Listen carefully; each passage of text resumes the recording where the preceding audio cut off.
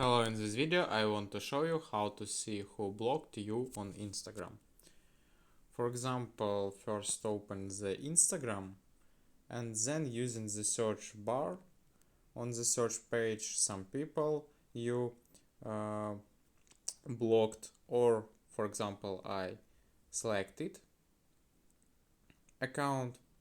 For example, is account blocked me, and here I can see I cannot see nothing. Here will be written no post yet, and you cannot see some description of this account and some other.